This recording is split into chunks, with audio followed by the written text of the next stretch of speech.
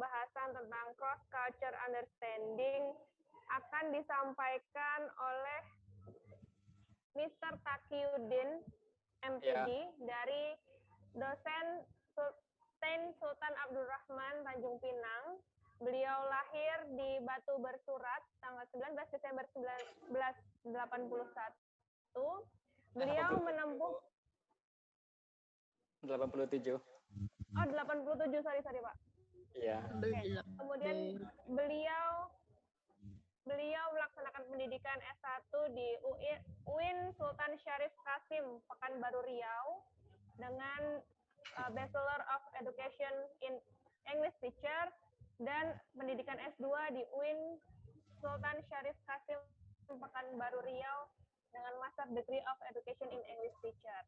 Beliau juga pernah bekerja sebagai auditor di PT Unilever Tbk dan sebagai interviewer di PT Nielsen. Baik, kepada Bapak Taqiyuddin akan menyampaikan materi mengenai Tissue for Social Interaction.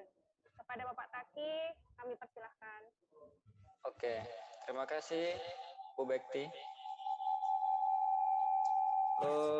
Saya bisa share screen yang namanya Taqiyuddin. Bisa Pak? Ya. Iya Pak. Saya pakai 2 akun. Oh oke Pak. Yang satu lagi ya, yang ada background cross culture. Silahkan dicoba Pak.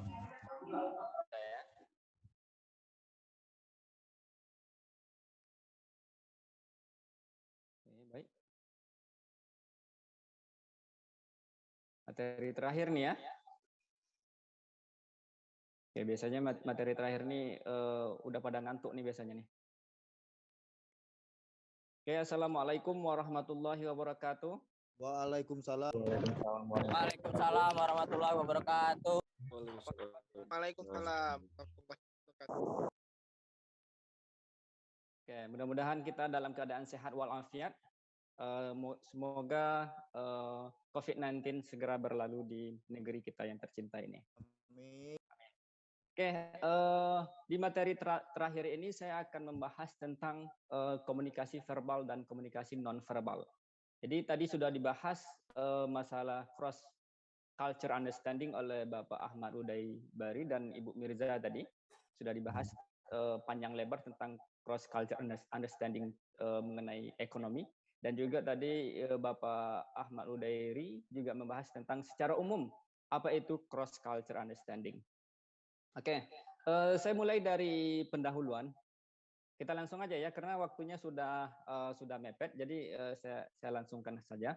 Oke, di pendahuluan ini berdasarkan pendapat dari Levin tahun 1992, pengertian budaya adalah a background, for example, national, ethnic, religious, from a common language, and communication style, customs, belief, attitude, and values.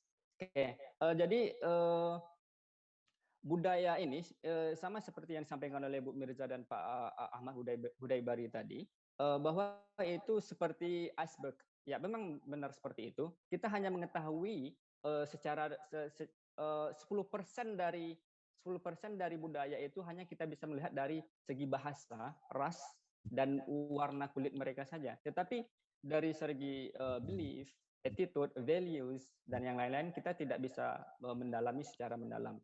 Jadi sangat penting kita sebagai orang Indonesia mengetahui budaya luar, apalagi kita menguasai bahasa-bahasa mereka. Oke, kemudian yang selanjutnya adalah komunikasi lintas budaya. Ya, ini adalah cross culture understanding.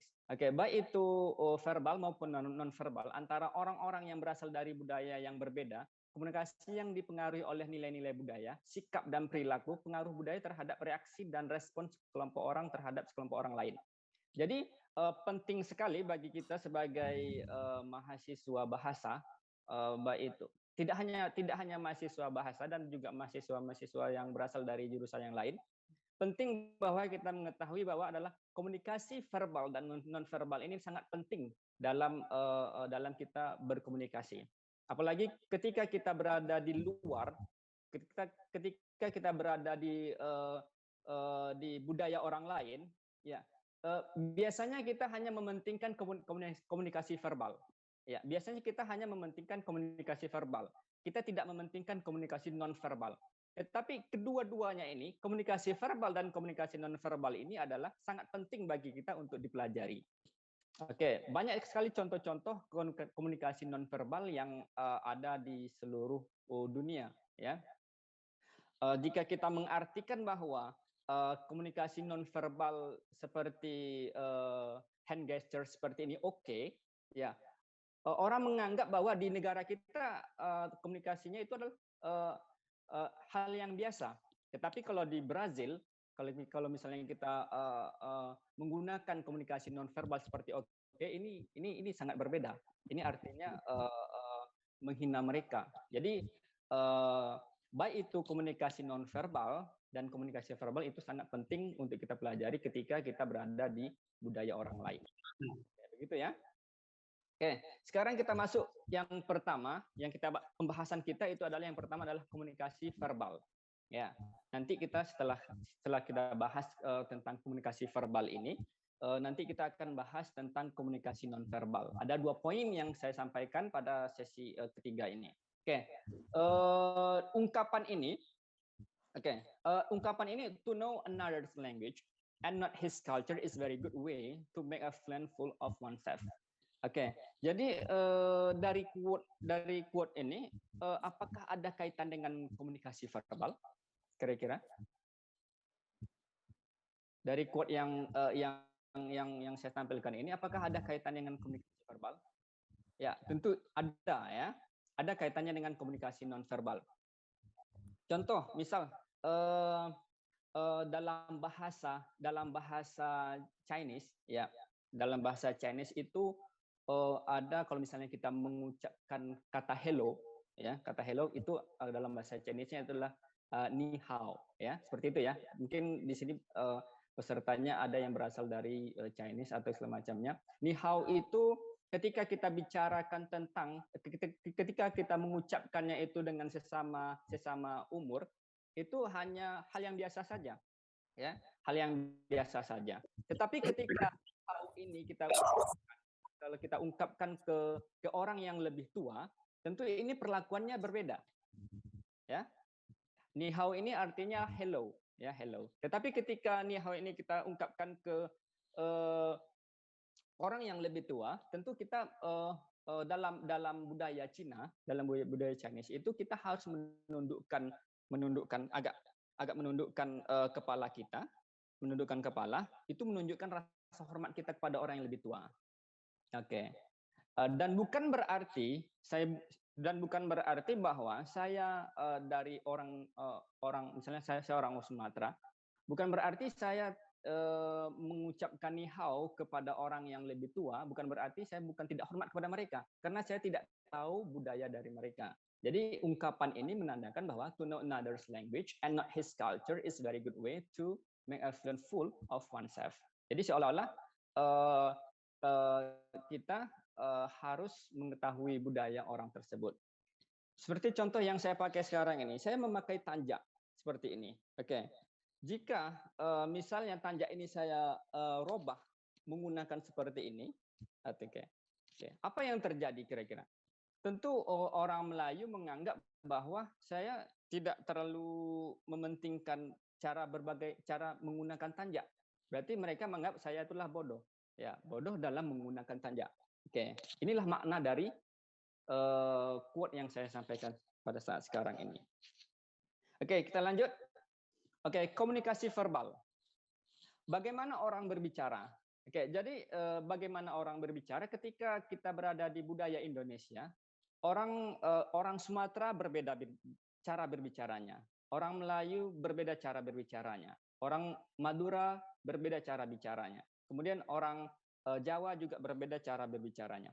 Jadi komunikasi verbal ini, ya, secara tidak langsung budaya akan sangat mempengaruhi cara seseorang dalam berkomunikasi dengan orang lain.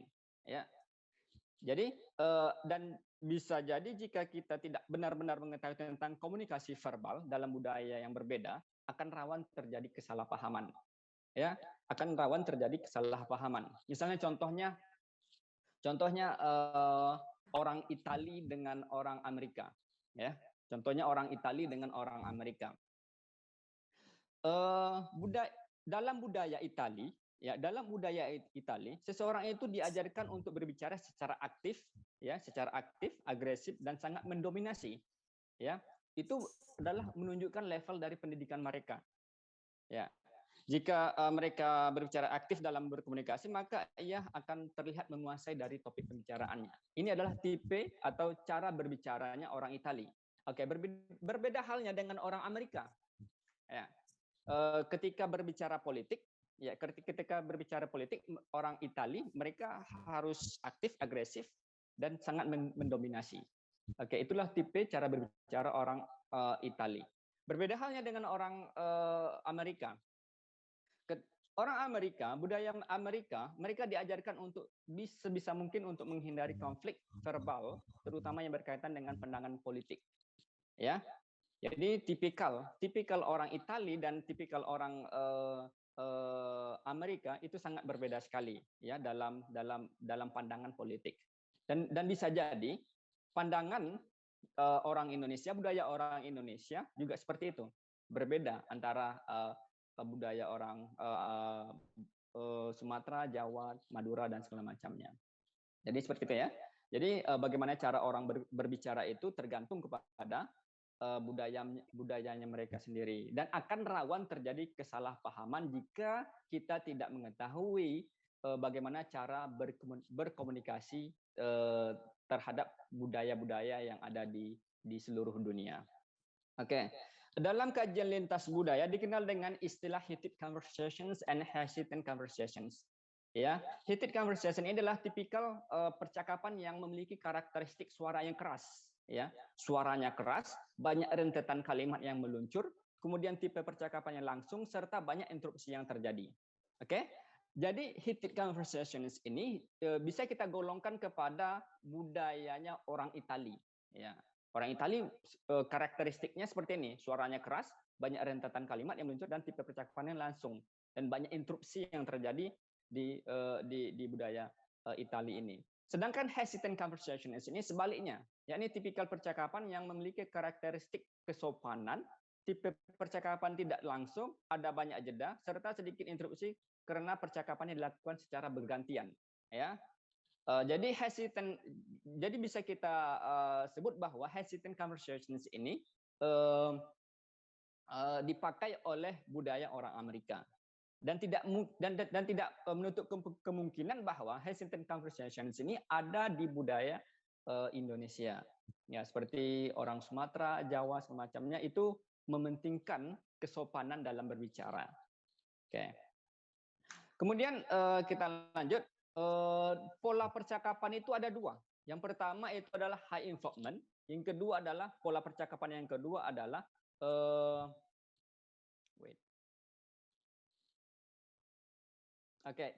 pola percakapan yang kedua adalah high considerations. Budaya yang menganut pola high involvement ini biasanya berbicara lebih banyak, memiliki interupsi lebih sering, kemudian mengharapkan interupsi dari orang lain, kemudian berbicara lebih keras, kemudian berbicara lebih cepat.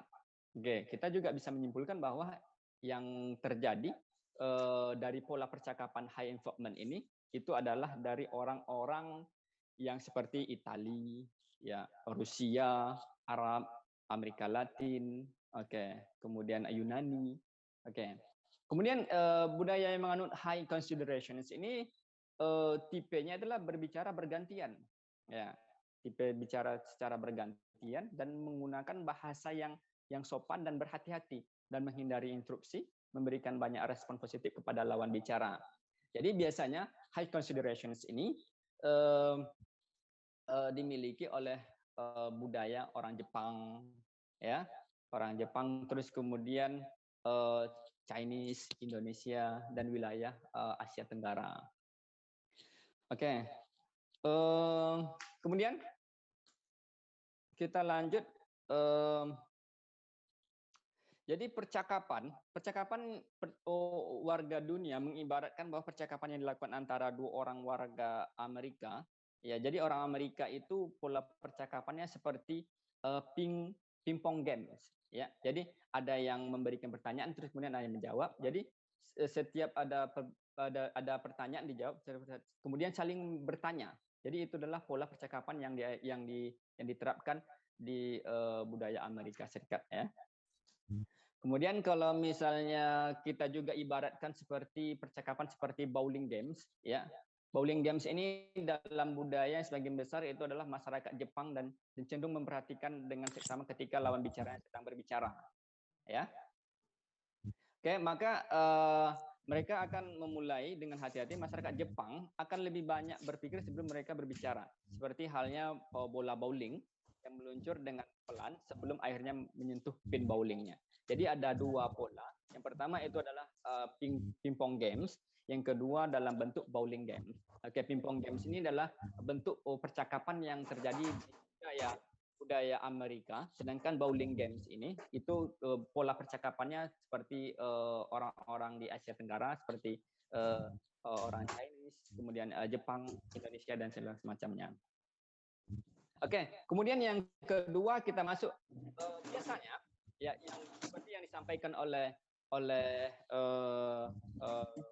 Mirza tadi, bahwa ada beberapa hal percakapan yang ketika kita bertemu dengan orang baru, ya, ketika kita baru kenal dengan orang baru, ada beberapa percakapan yang tidak boleh kita tanyakan, dan ini kurang mengenakkan bagi lawan bicara kita. Seperti pertanyaannya seperti ini.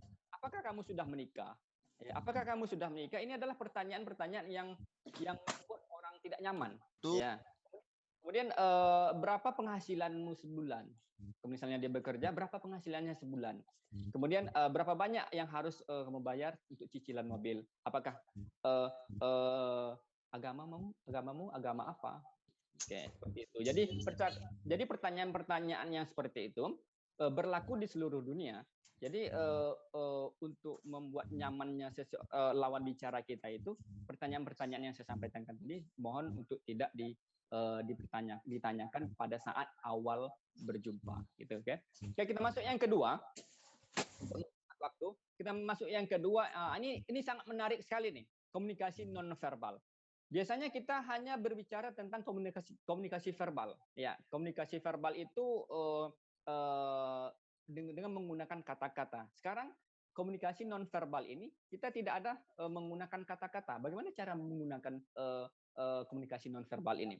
Oke, di ungkapan ini adalah culture hides much more than it reveals, and strongly enough what it hides. It hides most effectively from its own participants. Oke, jadi yang tersembunyi dalam kita harus memahami bahwa setiap negara itu ada yang namanya komunikasi nonverbalnya. Ya, itu yang harus kita tahu, itu yang harus kita dalami. Ya, dalam bahasa Inggris idiom itu adalah komunikasi nonverbal. Ya, idiom itu adalah komunikasi nonverbal, komunikasi verbal. Kemudian itu bisa dikatakan komunikasi nonverbal juga. Ya.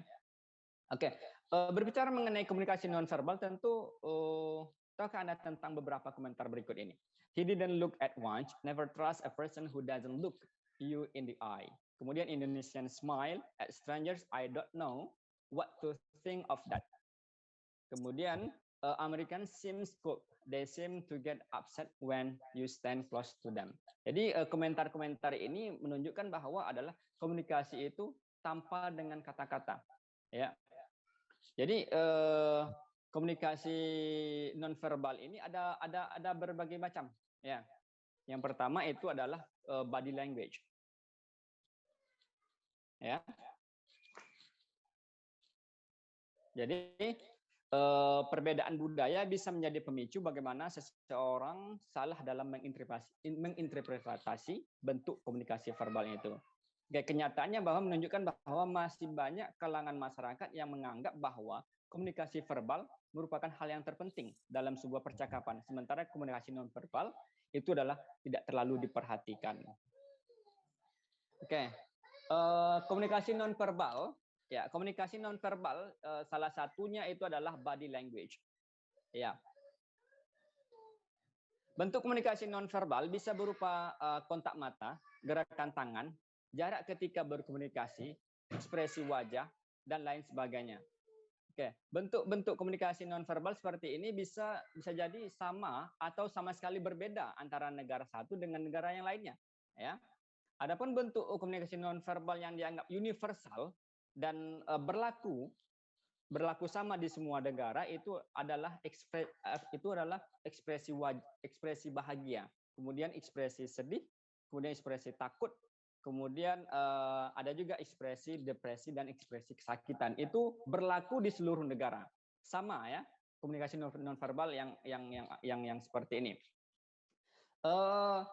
Sebagai contoh komunikasi nonverbal ini, orang Jepang biasanya ketika mereka bertemu untuk urusan bisnis, ya, ketika mereka bertemu untuk urusan bisnis, pertama kali yang mereka lakukan di akhir pembicaraan mereka yaitu adalah mereka menggunakan dua tangannya untuk memberikan kartu nama kepada lawan bicaranya. Oke, di budaya kita, kita hanya melakukan satu tangan. Maksudnya kita di akhir pembicaraan ketika kita berbicara dengan orang lain, kita hanya menggunakan satu tangan untuk memberikan kartu nama kita kepada lawan bicara kita. Oke, berbeda halnya dengan orang Jepang. Orang Jepang budaya mereka adalah, body language mereka adalah, komunikasi nonverbal mereka adalah ketika mereka berbicara dengan lawan bicaranya, di akhir pembicaraannya mereka menggunakan dua tangannya, kemudian menundukkan badannya sedikit, memberikan kartu namanya. Itu adalah budaya orang Jepang. Oke, itulah salah satu contoh body language yang diterapkan di budaya Jepang. Kalau kita kan tidak seperti itu, kita hanya memberikan satu tangan. Oke, ini kartu nama saya, silakan disimpan, kemudian di save, kemudian apabila ada keperluan nanti kita bisa cari kontak. Berbeda halnya dengan orang Jepang ya, mereka menggunakan budaya yang sangat sopan, ya, sangat sopan dan membuat nyaman lawan bicaranya. Oke, kemudian selanjutnya adalah hand gesture. Ya, ini hand gesture ini menarik sekali ya. Ada beberapa bahasa nonverbal seperti isyarat oke, ya. Ala Amerika itu kalau misalnya di Jepang isyarat oke itu bisa diartikan sebagai uang, ya. Jangan misalnya nanti kalau kita pergi ke Jepang, oke, kita membuat isyarat oke. Oke, jadi orang Jepang menganggap itu adalah artinya uang. Sementara di Rusia itu diartikan sebagai nol atau zero. Oke, yang menariknya adalah di Brazil, di budaya Brazil, isyarat itu justru diartikan sebagai ungkapan yang menghina atau sesuatu yang bersifat cabul. Ya, jadi kita sebagai generasi milenial sekarang ini tidak hanya kita menguasai komunikasi verbal, tetapi kita juga harus menguasai komunikasi nonverbal. Ya. Di Jepang seperti apa, di Rusia seperti apa, di Brazil seperti apa, di Amerika seperti apa, isyarat-isyarat hand gesture itu, ya. Kemudian di Indonesia kalau oke itu seperti ini, banyak ya seperti ini. Oke, itu hand gesture yang ada di Indonesia banyak. Kita mengadopsi hand gesture budaya-budaya orang lain yang kita terapkan di wilayah kita. Oke, ini saya tampilkan gambar, gesture in Amerika. Ya, kalimat oke-nya seperti itu. Kemudian di beberapa negara oke-nya seperti ini. Oke, hand gesture-nya seperti itu.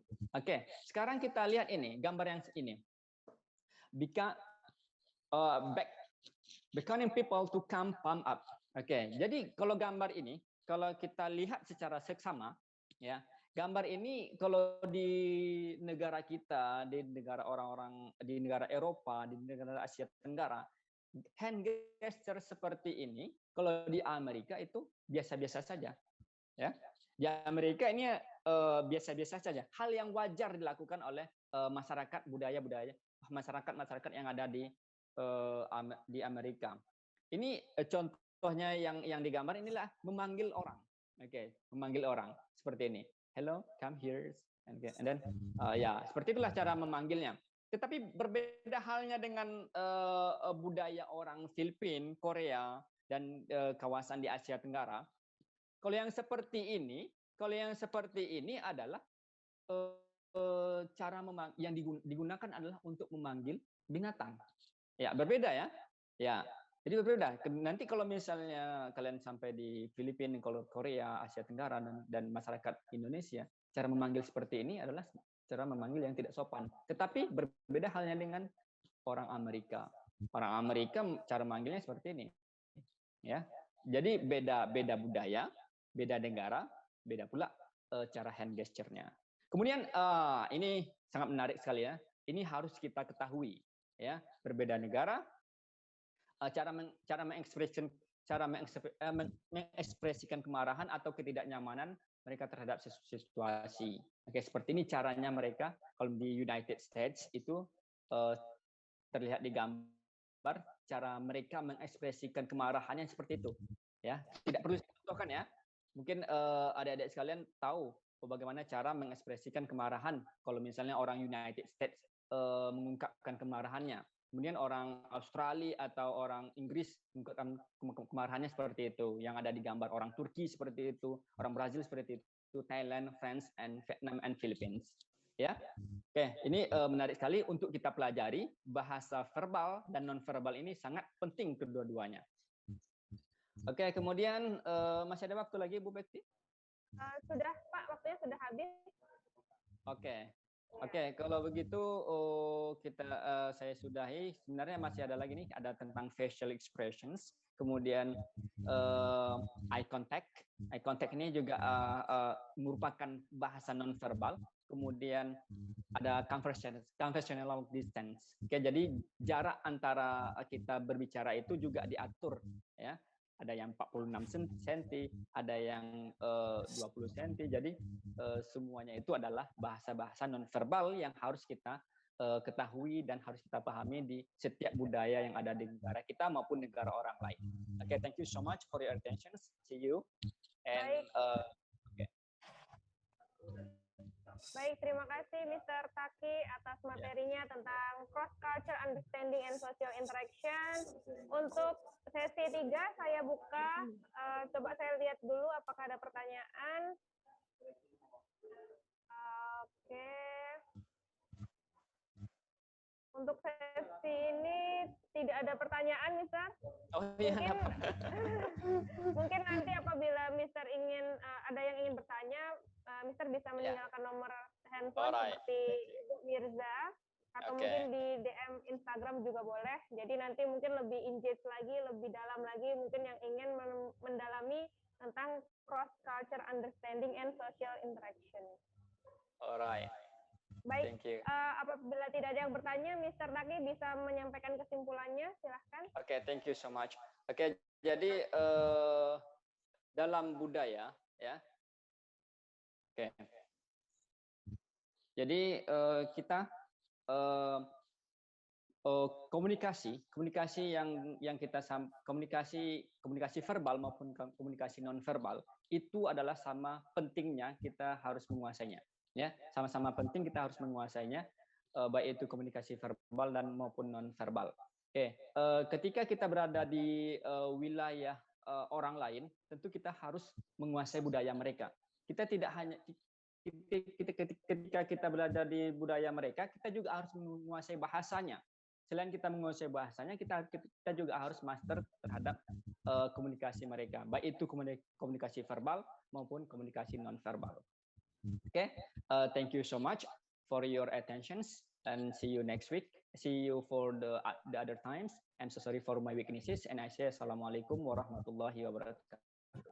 Waalaikumsalam warahmatullahi wabarakatuh. Baik, terima kasih kami ucapkan kepada Mr. Ahmad Budairi, Mrs. Mirza Ayunda, and then Mr. Taki for the whole presentation.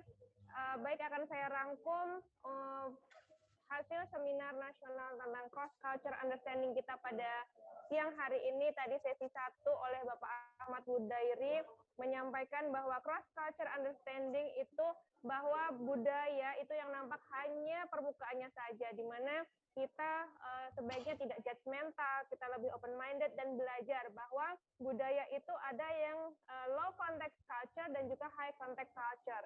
Di mana low context culture itu task centered and high context culture itu relation centered. Jadi kita dengan belajar kita akan bisa memahami dan bisa menyikapi dengan baik tentang perbedaan budaya tersebut. Kemudian di sesi 2 dengan Ibu Mirza Ayunda mengenai cross culture understanding and economic, kita diberikan pemahaman bahwa culture atau budaya itu mempengaruhi berbagai aspek kehidupan, salah satunya adalah ekonomi. Oleh karena itu, bagaimana kita menyelaraskan budaya dengan pertumbuhan ekonomi baik internasional, nasional maupun regional. Kemudian memahami budaya juga dari berbagai sisi, tidak hanya dari segi budayanya saja. Kemudian sesi 3 oleh Bapak Taki mengenai cross culture understanding and social interaction, dijelaskan bahwa komunikasi itu merupakan adalah komunikasi verbal dan komunikasi non verbal, di mana ada heated conversation, hesitant conversation, and then high movement and high considerateness. Dan itu untuk komunikasi verbal, dan untuk komunikasi non verbalnya ada body language, eye contact, dan lain sebagainya. Baik, terima kasih atas partisipasi teman-teman yang aktif bertanya, yang menyambut seminar nasional dengan antusias dari tadi pagi hingga siang ini. Mohon maaf apabila saya selaku moderator memiliki banyak kesalahan. Semoga ilmunya bermanfaat. Sesi kami kembalikan ke host.